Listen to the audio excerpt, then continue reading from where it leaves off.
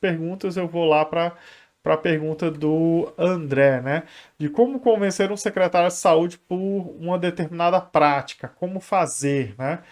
Então, isso eu tenho até uma aula, né, que está no Pix na pauta aqui, vocês podem, né, que eu vou falar um pouco, né, de como convencer alguns, né, profissionais, pensando né, alguns grupos, né, parlamentares, pensando, né, no Conselho Municipal de Saúde, pensando no secretário de saúde, né. Então, o secretário é alguém normalmente bem importante de a gente estar convencendo. Então, quem quiser uma explicação mais aprofundada, pode entrar lá, tá bem legal. Mas eu vou falar um pouco aqui, né, para a gente estar indo direto aqui para a pergunta, né? Lá eu vou trazer contexto, portaria, um conjunto de coisas, né? Mas os secretários de saúde normalmente, né, são profissionais, os secretários que são muito práticos, né? E tem uma agenda, né, muito grande, né, dentro do espaço do município de tomada de decisão. E ele tem que lidar ali com decisões que normalmente, né, custam, né, milhões, né, aos cofres públicos, né? Então, assim, algumas questões, não adianta você querer chamar um secretário de saúde, por exemplo, isso no geral. Tem alguns secretários que vão ter mais tempo, que tem essa dinâmica, né, de conversar mais, né, com as pessoas, então vão ter características diferentes. Mas no geral, né, você tem que convencer, né, essa pessoa com argumentos muito sólidos e de uma forma muito rápida, né?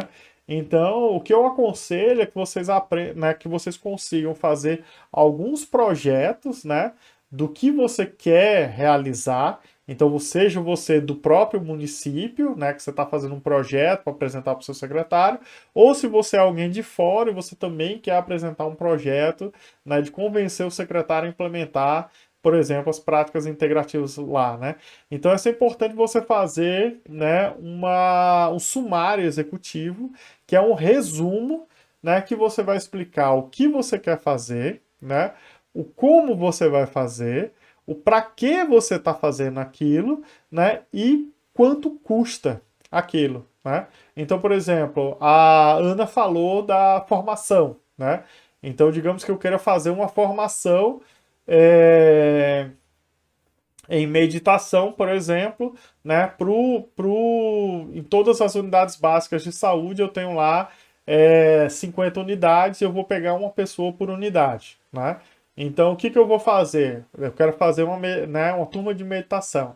Para que eu vou fazer uma turma de meditação? Né? Para capacitar essas unidades, eles passarem a ter essa oferta pública, né, para alguns grupos, né? Eles podem usar para tudo, mas digamos que a gente queira trabalhar o pessoal com ansiedade e depressão, né? E aí eu vou pegar os dados científicos que tem da meditação, o tanto que é bom para essas pessoas, né? Então, o que que eu quero fazer? Uma formação em meditação. Para que eu vou fazer? Né, para habilitar todas as minhas 50 unidades a terem essa oferta de meditação para trabalhar principalmente com o pessoal, né, de ansiedade e depressão. Um indicador que eu posso avaliar, por exemplo, é a diminuição de uso de medicamentos psicotrópicos, né, dentro do meu município. E aí eu posso até convencer, olha, né, a gente pode inclusive ter uma redução do custo desses medicamentos, né, isso tem um impacto positivo para o município, né, além, né, da satisfação das pessoas, né, da melhora da qualidade de vida, um conjunto de coisas. Como eu vou fazer isso? Bom, como são 50 pessoas, né, às vezes uma turma de meditação, né, ou duas turmas de 25, por exemplo, né, pode ser o suficiente. Às vezes é até melhor do que tirar 50 pessoas da unidade uma vez, por exemplo. Então você vai dizer, vai ter duas turmas de meditação, né, de 25 pessoas. A gente vai escolher uma pessoa que tem interesse por unidade, né, para poder fazer essa formação. Então você vai explicando qual o custo disso. Digamos que o meu município tenha já um profissional de TI meditação, então não vai ter um custo direto. Vai ter a sala que eu vou, né, que pode ser do próprio município, eu vou fazer a formação, às vezes, né, pode ter né, alimentação, água no dia que o município vai garantir que, né, tá dentro dos custos do município que não vai ser caro, né? Então vai ter um baixo custo, por exemplo. Ou eu posso fazer uma parceria com uma escola de meditação, por exemplo, do território, que eles estão querendo fazer essa turma ofertar de graça, né? Então eu tenho já, né, um custo baixo a partir de uma parceria, né, público-privada, né? Ou, né, eu tenho uma escola, por exemplo, que pode oferecer. O município pode ir lá e contratar aquela escola? Não, Daniel, né? Ele não pode, né, ir lá e contratar uma escola assim. Ele tem que fazer um processo público de contratação, né? Então, dependendo do custo, né, ele vai ter que fazer uma licitação e ver quais são as ofertas, né? Uma licitação no espaço, né? E vai ter que divulgar isso para ver se tem mais de uma oferta, né, de escolas de meditação, por exemplo, que possa ofertar aquela formação naquelas características que a gente está pedindo. Dependendo do custo, se for mais baixo, ele pode fazer uma seleção pública, né? E também tem que ser transparente, tem que seguir todos os princípios da administração pública, tá? E aí eu consigo, por exemplo, fazer uma formação em meditação. E aí o que eu vou fazer? Eu vou desenhar esse projetinho, né? Na meditação, né? Pode ser que seja um curso de 4 horas, pode ser que seja um curso de 200 horas, por exemplo.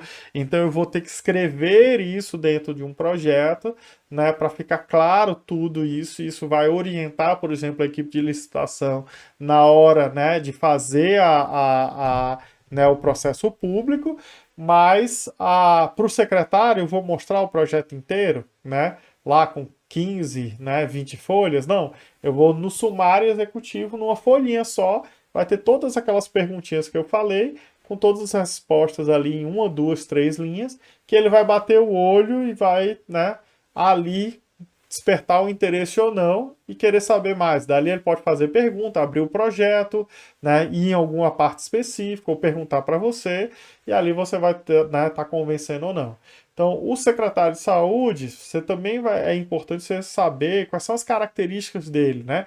Se ele é alguém mais do campo administrativo, digamos, que você, né, pode ter alguns tipos de argumentos. Se ele é da área da saúde especificamente, um profissional de saúde, você pode incrementar com algumas argumentos, né, da área clínica, por exemplo, os melhores estudos. Então, por exemplo, já tem, né, um guideline, né, né, um documento de de algum país, por exemplo, que utiliza essa prática para isso, ou de uma sociedade nacional, internacional reconhecida que utilize para aquilo. Por exemplo, de meditação, a Associação Brasileira ou a Associação Americana do Coração reconhece a meditação como uma prática importante para controle da hipertensão e prevenção, né, de doenças cardiovasculares, né? Então, de agravos cardiovasculares.